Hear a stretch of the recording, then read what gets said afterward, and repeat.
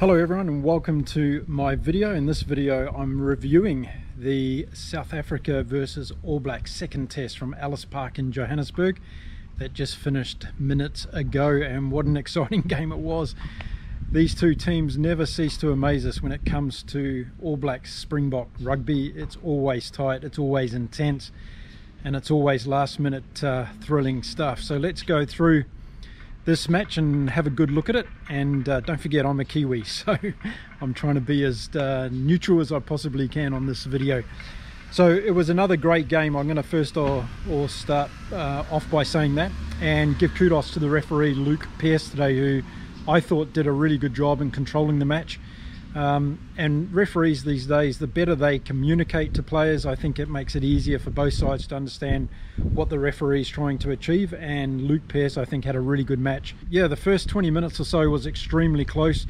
Each team was feeling each other out, and it wasn't until Sam Cane crossed for his 16th test try that he got the All Blacks on the board, and off they went from there. I thought in the first 30 minutes the All Blacks played some very good, intense rugby. They kept the pressure on the Springboks. They held possession and territorial gains all over the field, so that was really, really good. However, whenever the Springboks got the ball, they looked dangerous. They looked like they could score from anywhere.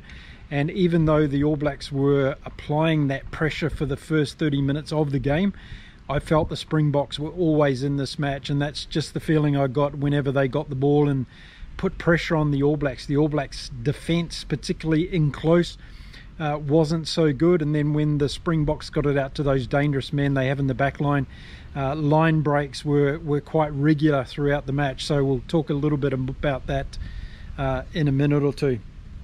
So Jesse Kriel unfortunately had to go off with an HIA again. Clark was the person from the All Blacks that caused this.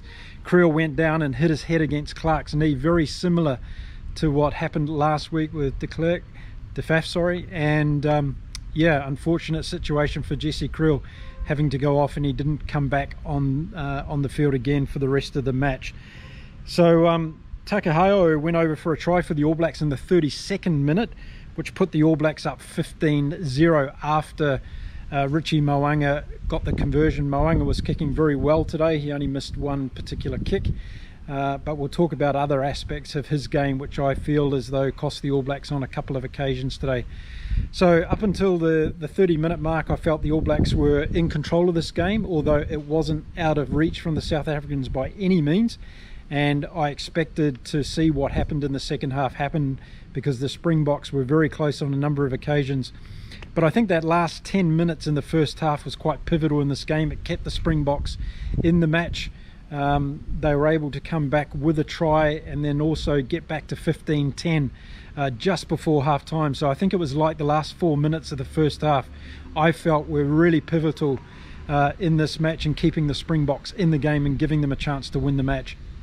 So the teams went into half time 15-10 ahead to the All Blacks. Probably a deserved half-time score for the All Blacks, but the danger was on the wall that the Springboks were going to come out and give it their all in the second half. Loved the crowd of this game today. Over 61,000 people in Ellis Park. It was a sellout crowd. It was a fantastic atmosphere. It was going off. Lots of dancing in between points and stoppages. Just love that stuff, and you know, hats off again to the Springbok supporters. You always bring it. It creates a fantastic atmosphere, and I'm only imagining for an All Black player to be in that cauldron of Ellis Park playing against the Springboks. It has to be the pinnacle of any rugby union player's career. I really believe that. So two gladiators of the rugby union world going head to head. You can't wish for any more. So Andre Pollard was kicking exceptionally well again. I just want to highlight his outstanding kicking statistics. You know, 15 kicks out of 15 over his last 3 matches. Absolutely fantastic stuff. He's the rock of Gibraltar for the South Africans. He can line up a kick from anywhere on the park, and he gives his team so much emphasis going forward. So yeah, fantastic performance from him today. I just want to point that out. Second half got underway, and it was pretty much Ruffle again for the beginning of the second half, choosing my words there, losing my words. You know, both teams came out looking to put power and physicality back into the game, but there was a couple of instances that just made me think the Springboks were really going to get back into this game, and so they did. And one of the first things that happened was Richie Moenga took a decision to run the ball instead of kicking it out, and he got caught in the tackle. He didn't get the ball back. New Zealand, the All Blacks, didn't turn up and clear out that maul quickly, and the South Africans stole the ball, and that led to a try. So the South Africans were really back into the match, and you know, the All Blacks only had themselves to blame on that point, but the All Blacks kept the lead, and I think that was the important thing at that stage from a motivational point of view, and from a mental perspective the All Blacks still had the lead, so they were able to put a little bit more pressure on the Springboks. But throughout the entire game the Springboks looked dangerous in open play. I think the forward battle and the All Blacks won their forward battle in the first half, a lot closer in the second half, and a lot of changes as well. And we saw Beauden Barrett go off towards the end of the game with a professional foul, so the All Blacks were down to 14 men. Didn't make any difference in the outcome of the match, but I think that the All Blacks were really being pushed and forced by South Africa at that stage of the game, and they were lucky probably not to get a red card, although I think again the referee did a good job in making sure the communication was clear to Sam Cane, and on a couple of occasions Cane had to go back to his team and just tell them that the referee has given him a warning, and had told them next time there's going to be somebody go off. So there was a fantastic try by South Africa. Mpimpi's try was absolutely brilliant from open play. Again, it came from a Richie Moenga breakdown error, and the South Africans threw it wide, and it was just after a few minutes previously, when the South Africans were denied a try by obstruction in play, which was quite rightly pulled up by the referee and his team.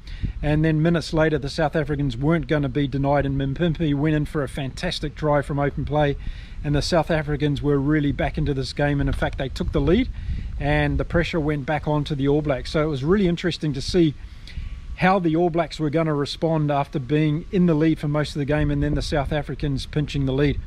Well, the All Blacks have done something they haven't done so far this year, I believe. They really showed their tenacity and their commitment to win this game and to go after this game. Every opportunity they got, they started to throw the ball around. They started to run from deep in their own 22, in fact, and they started to find some cracks in the South African defence. And this led to an outstanding play in the last few minutes where the All Blacks basically raged from their own half and went right up to the South African line, and Jordie Barrett was able to get over and get the try that won the All Blacks this match. But look, it's been a fantastic series.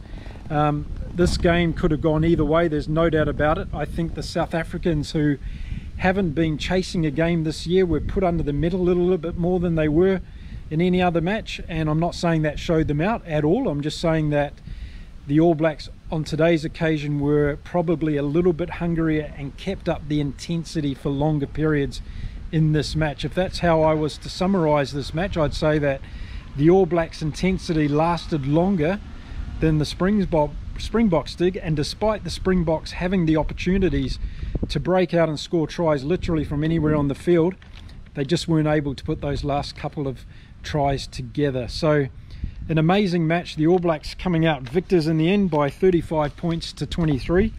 Beauden Barrett came on for the last couple of minutes, didn't make any difference, although the teams were back to 15 all, and it was a case of the All Blacks just running down the clock after they scored that last try. But what a fantastic match. Now the questions are going to be asked. Is it enough to save Ian Foster's career? That's going to be the thing that we're looking at now post-match. We're going to see whether or not some of the All Blacks keep their positions in the team as well. I thought there were some standout players from the All Blacks today. I think Ardie Savea has to be one of the best players going around at the moment. His powerhouse engine just doesn't stop. Playing at altitude today, and 80 minutes into the game he was still taking huge carries upfield. In the last try he was instrumental in getting free from 2 South African tacklers and getting the ball to Barrett, and it was just a fantastic show of his power and tenacity. I think he had a really good game. I think Aaron Smith played pretty well today for the All Blacks.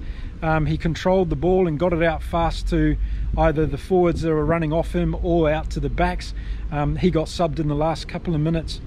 I think Richie Moenga had an up and down game. He kicked well today, but he had a few problems when he started to run the ball. He didn't get the ball cleaned out, and his loose forwards weren't there to help in the breakdown situation. So I think that's something else the All Blacks are going to have to look at in the post-mortem of this match. There's going to be a lot to look at in this game.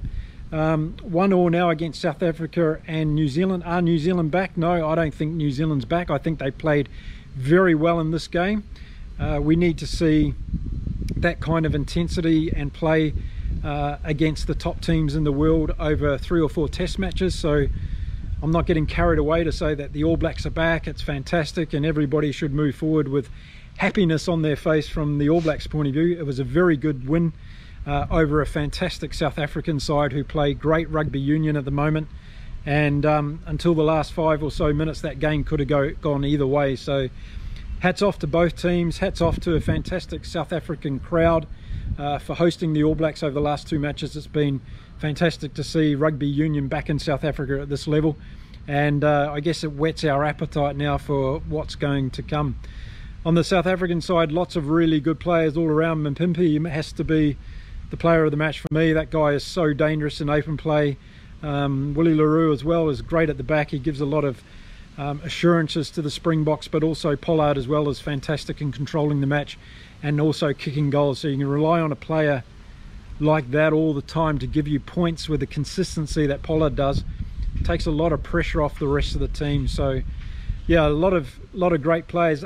As well on the other wing for South Africa. Fantastic try today, fantastic play. He looked dangerous every time he got the ball, and he's also good in defence.